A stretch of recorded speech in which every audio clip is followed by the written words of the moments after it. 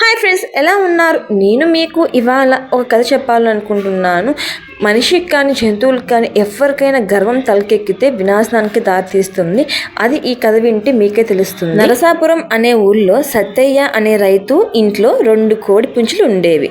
ఆ కోడి పుంజుల్లో వాటికి నేనే బలవంతుడిని అంటే నేనే బలవంతుడిని అనే గొడవ జరిగింది. సరే, ఎవడు బలవంతుడో ఇప్పుడే తేల్చుకుందామని 2 పోట్లాడుకోవడం మొదలుపెట్టాయి. చాలాసేపటికి ఒక కోడిపుంజు తీవ్రంగా గాయపడి దెబ్బలకి తాళలేక దూరంగా పారిపోయింది. గెలిచిన కోడిపుంజు విజయ గర్వంతో పెద్దగా అరవడం మొదలుపెట్టింది. అప్పుడే పొలం నుంచి వచ్చి కునుకు తీస్తున్న సత్తయ్య పక్కనున్న కర్ర విసరడంతో ఆ దెబ్బకి కోడిపుంజు అక్కడికక్కడే కూలబడింది. జంతువులకి పశువులకేమో కానీ అన్నీ తెలిసిన మనిషికి మాత్రం తలపొగరు, గర్వం, అహంకారం, కుళ్ళు, కుతంత్రాలు చాలా ఉన్నాయి. ఈ కాలం మనిషి చేయలేని చెడు పనులంటూ ఏమీ లేవు. కన్న తల్లి కూడా బిడ్డల్ని శిక్షిస్తుందంటే మీరు నమ్ముతారా?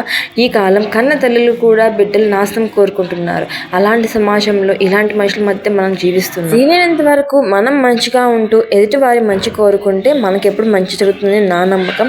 ఓకేనండి, ఉంటాను. మరి మీకు నా ఈ స్టోరీ నచ్చినట్లయితే please like, share, subscribe. By by, take care.